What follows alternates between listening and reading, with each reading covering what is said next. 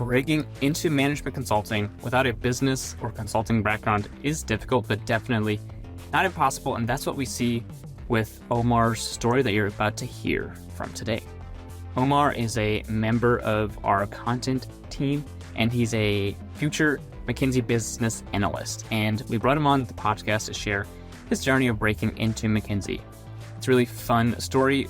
You'll hear about his switching majors multiple times during undergrad, trying to figure out what he wants to do in it, but ultimately reframing his story into that of a problem solver rather than what his degree was in, to ultimately land the McKinsey offer. There's a lot of learnings about case interviews, behavioral interviews, and more. You're sure to get a lot out of it. All right, let's get into Omar's story. Omar Fajiri, welcome to Strategy Simplified. Where does this podcast recording find you? Where are you calling in from? I am calling in from Seattle, Washington. Thanks for having me. Awesome. I'm sure it's a beautiful time in the Pacific Northwest this time of year. Really looking forward to this conversation today. Can you just kick us right off and give us a 30-second introduction of who you are and your background? Yeah, absolutely. My name is Omar Fajiri. I recently graduated from the University of Washington here in Seattle, where I studied business administration and political science. I've grown up in the Seattle area my whole life and have learned to become very invested, both in the outdoors, but also a lot of community. So a lot of the work I've done over the past few years has been around community organizations and mobilizing kind of small businesses, small nonprofits. And ultimately, a lot of that work has brought me here to consulting, where I will be starting at McKinsey in January.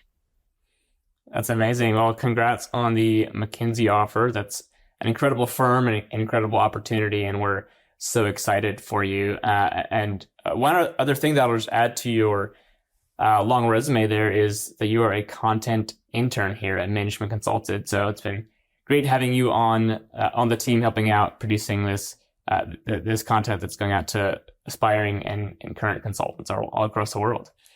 So, thank you so much. Yeah. Well, you've had a lot of community involvement, a lot of kind of extracurricular activities, but then you landed with strategy consulting. What was the pathway to realizing that consulting might be something that you want to do?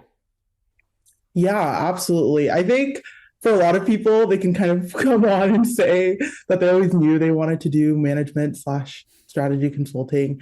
For me, it was a little different.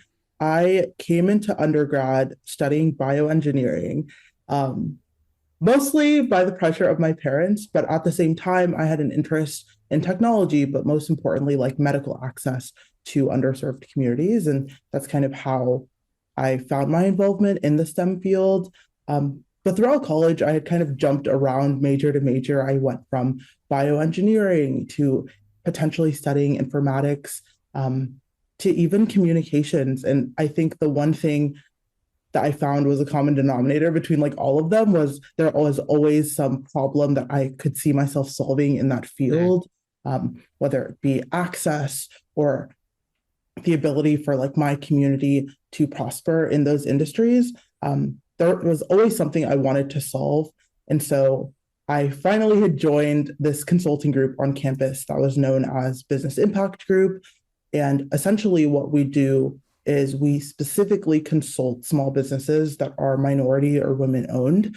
And one thing that really showed me was that even in the consulting field, a lot of these businesses don't necessarily have the resources they need to thrive in a competitive economy.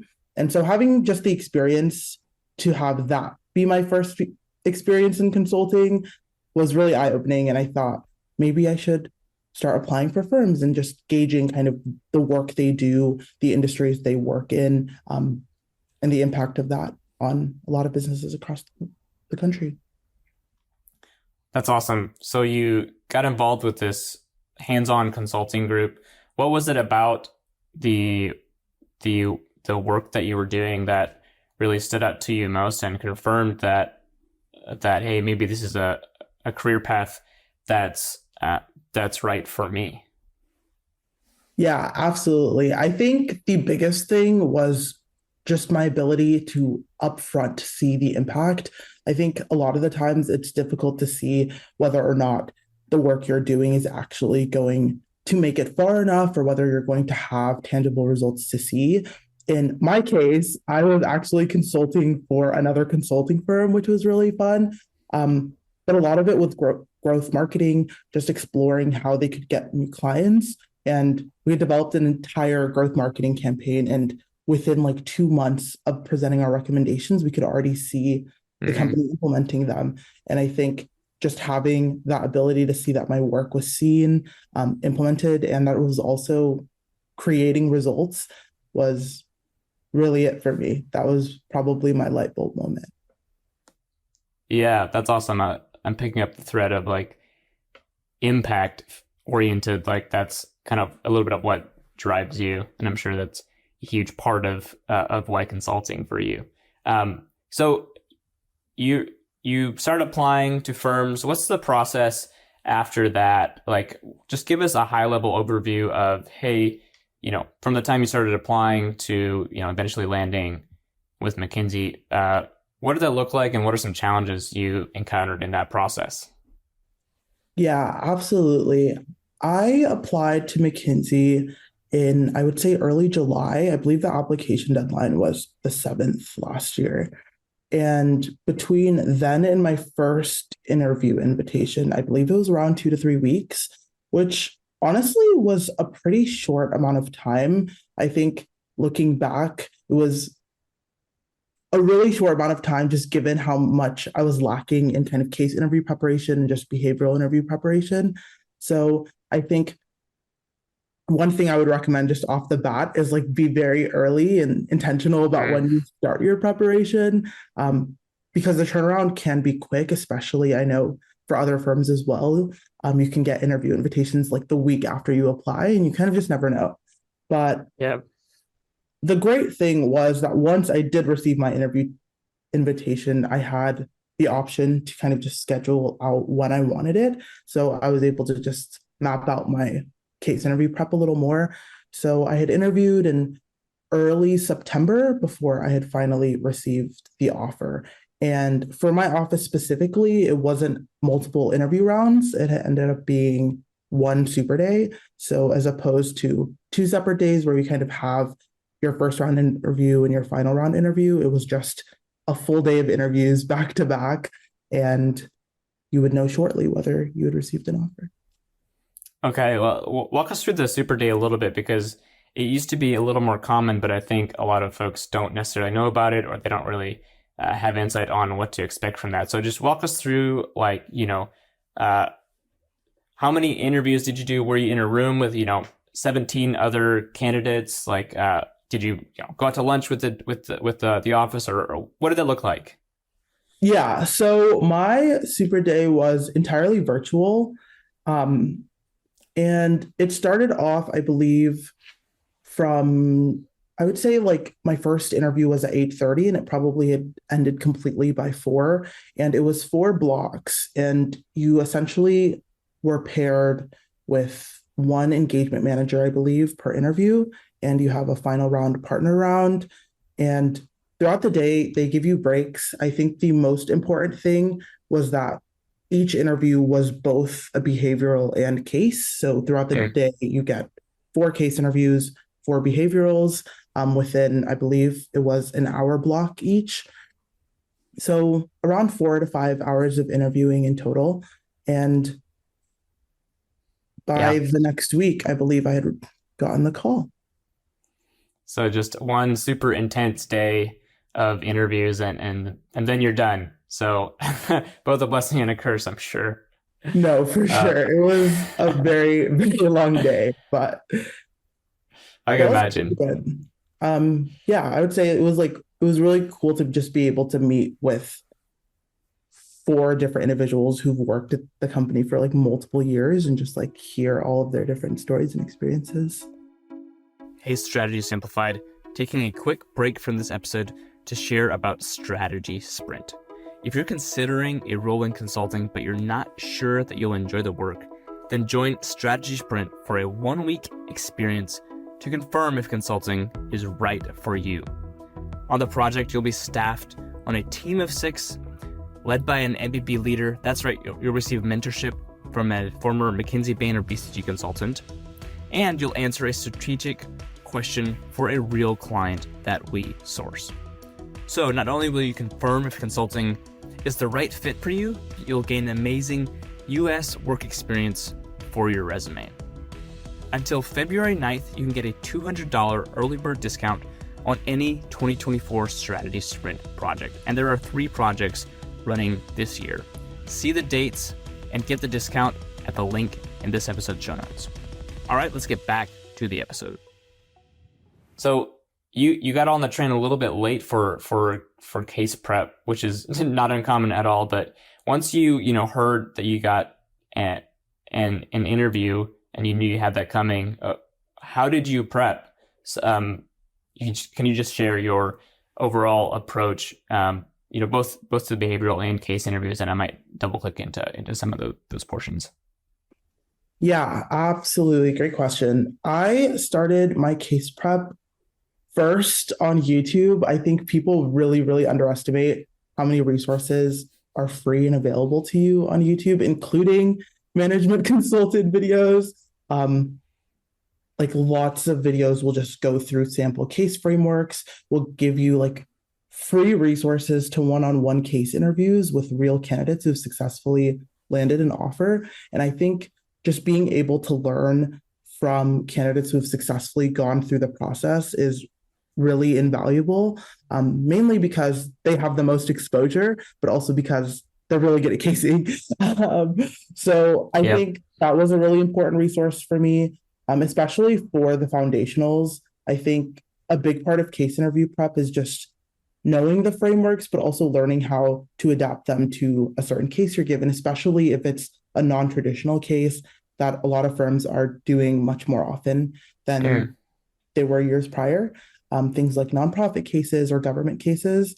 I think just learning to adapt those traditional market entry frameworks will become very valuable to you. And I think after learning a lot of those foundational materials, I started finding partners.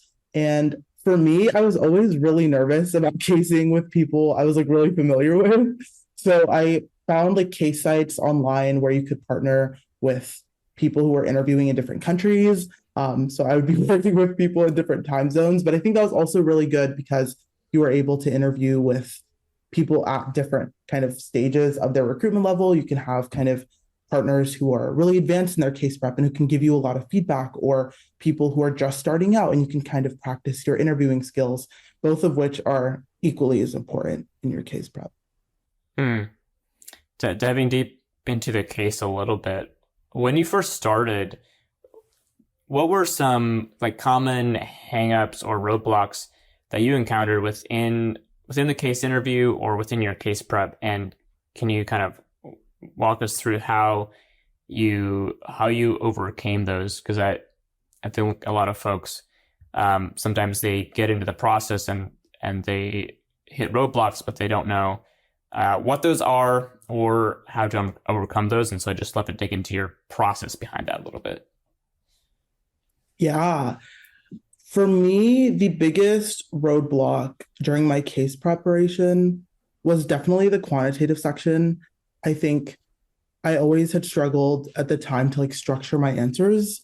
And it was also just a big indicator of whether or not you could do math quickly and in a structured manner.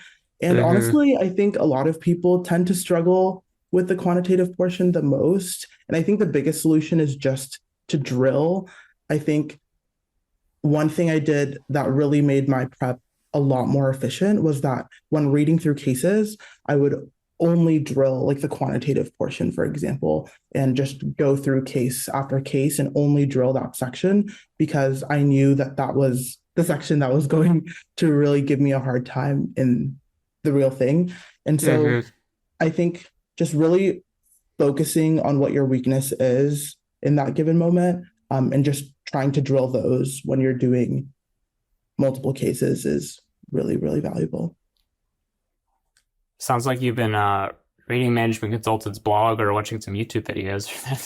That's very much aligned with how we coach candidates when we're one-on-one, right? Like we identify the gap areas and then we just drill down on those until we see improvement, until folks are case ready.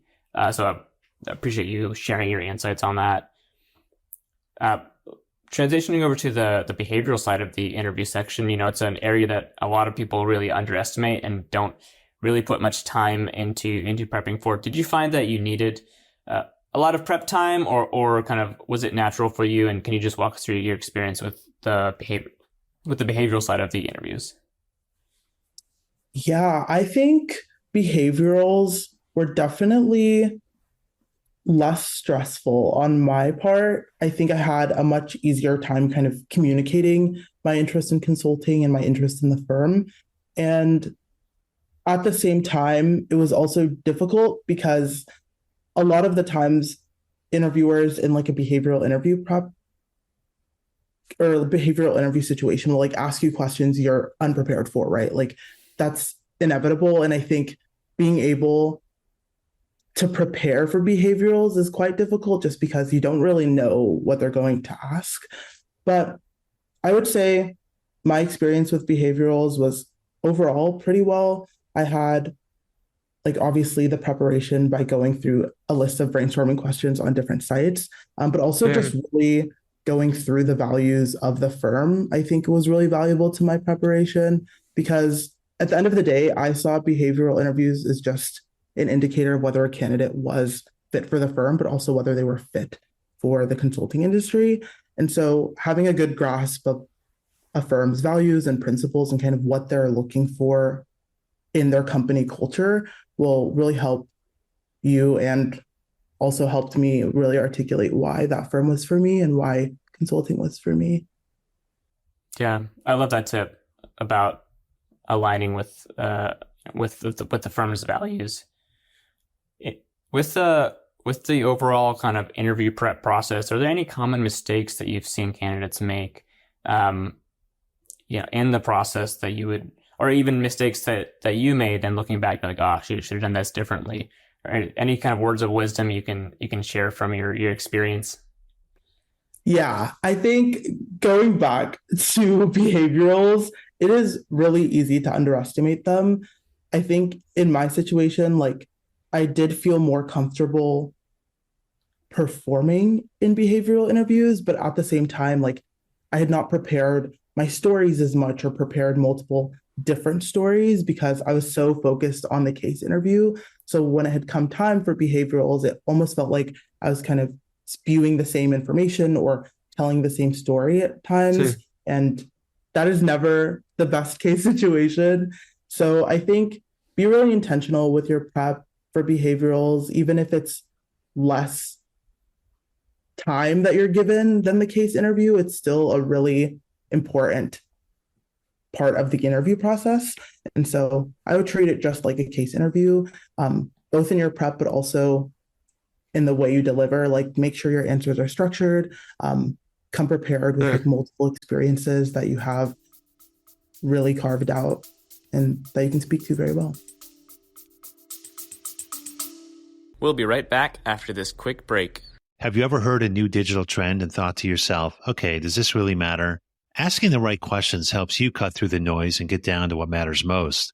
I'm Jim Hertzfeld, host of the What If, So What podcast, where we discover what's possible with digital and figure out how to make it real by asking what if, so what, and most importantly, now what?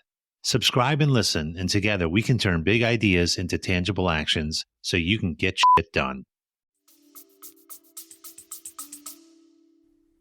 What I'm hearing you say is don't shoot yourself in the foot by only focusing on the case side of preparation.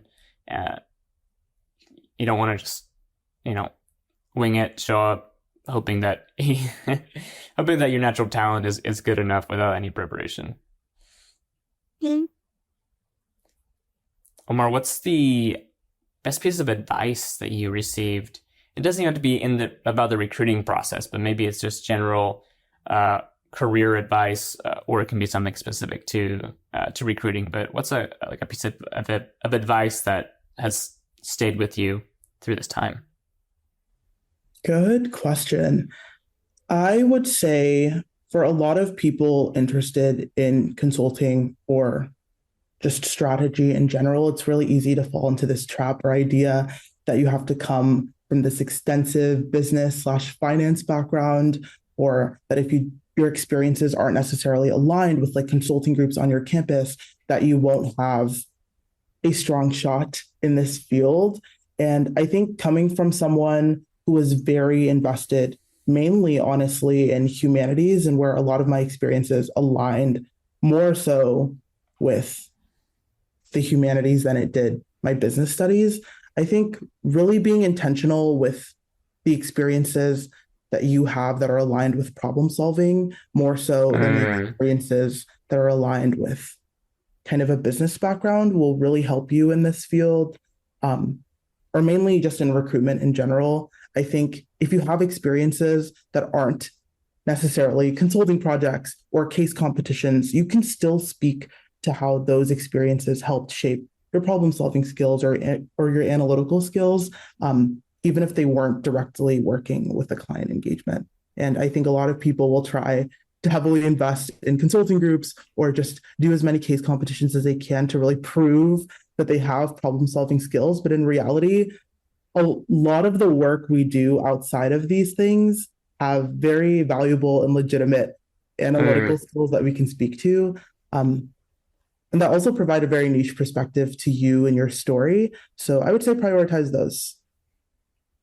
That's gold. I really love that. And I want to lean into that a little bit more because we have hundreds of folks who come up to us, each month, each year, who they have a humanities background, they have a liberal arts background, they have a healthcare background, whatever, and they disqualify themselves from consulting because they don't have quote unquote business or consulting experience. But what you're saying is that you can reframe your experience in terms of being a problem solver, being a, fill in the blank of what consultants do, uh, you know, and you can leverage that because you can't go back and change your experience, but you can reframe uh, the story you're telling for yeah. Absolutely. I think there's always a way to reframe the work you've done in any industry because there will always be hardships that you're experiencing. There will always be things that you had needed to solve, um, even if they're in a manner that isn't necessarily aligned with commerce or like industry. There's always a way to reframe them to make you a problem solver, and to kind of communicate that. Yeah, I love that. Is there anything else you want to leave folks with, especially for folks who do come from a non-business, non-consulting background? Like, is there any like a resume tip or a networking tip or just one practical thing you can leave folks with who are in that bucket of, hey, I don't feel like I have a shot at consulting because of my background? Yeah, I can leave especially younger candidates with this. I think a lot of the times coming in to your first undergraduate experience, it's really easy to fall into this trap that you need to join all of these competitive clubs or join kind of these organizations that will buff up your resume to seem competitive to a lot of firms. And honestly, in my experience, that's not what they're looking for. I think more so what they're looking for is the passion that is prescribed to these activities that you're doing. So I would say do what makes you passionate. Ultimately, I know that kind of sounds cliche, but at the end of the day, like that's going to bring you the most joy. You're going to want to excel in it. And that is ultimately what's going to shine in front of the eyes of interviewers and recruiters more so than the name consulting group on campus, that you joined simply to buff up your resume. I love that. That's some good truth right there. I think that's a great place to kind of start to wrap up here. And yeah, so you're getting towards starting at McKinsey in just a couple short months. But what is one or what are two things you're looking forward to about starting officially in strategy consulting? Yeah, good question. I think the first, I'm really excited just more broadly about the different practice areas that I could potentially get invested in. I know I talked earlier about kind of all of the different career pathways that I explored. And so kind of just having a chance to be able to like work in technology, but also be able to work in the nonprofit sector. Um, I'm really excited about. And the second, I think, is also travel.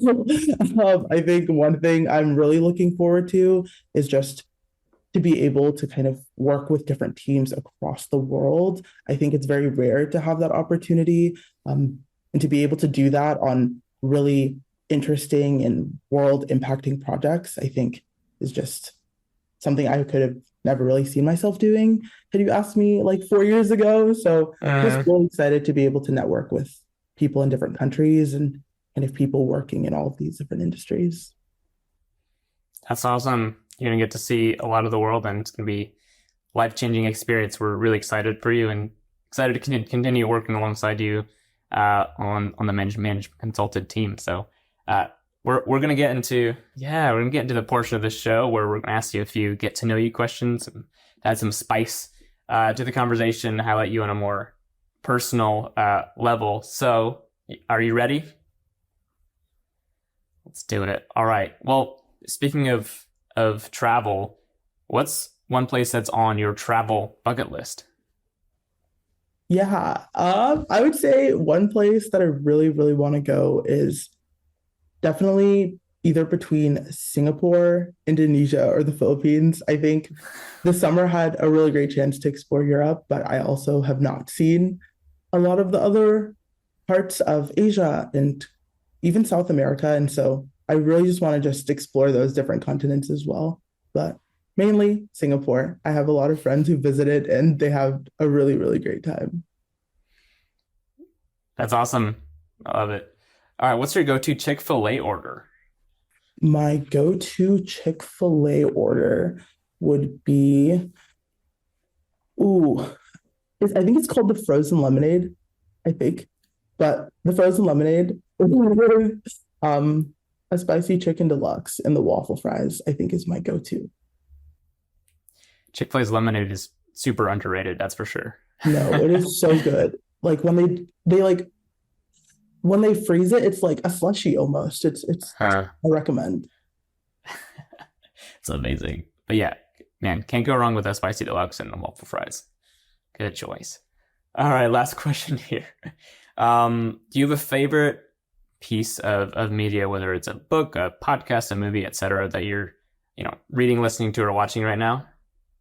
Yeah, recently I've been binging a lot of Black Mirror. I love that show. I think it's really entertaining, but also it just talks a lot about like real world context that is going on here and now. But kind of puts a twist on it. So it's really fun to watch. And you can relate to a lot of it too at the same time. So it's really good. I definitely recommend. Okay. I'll have to add it to my list. Well, Omar, I really appreciate your time today. Thank you for joining Strategy Simplified. Thank you so much for having me. It's been a great time here at MC, so excited to keep going. Awesome. Well, we will catch you around. Thanks. Thank you for listening. If you would like an expert team to come alongside your journey into McKinsey or Bain or BCG or another management consulting firm, our team would love to help. You can join our Black Belt program for 8 hours of case and behavioral interview coaching, resume and cover letter edits, an online prep curriculum, including math drills, 600 plus cases, 9 video courses, and much more. Link in the show notes to learn more about our Black Belt program. We'd love to work with you. Thank you for tuning into the podcast, and we'll catch you again on another episode very soon. Thank you.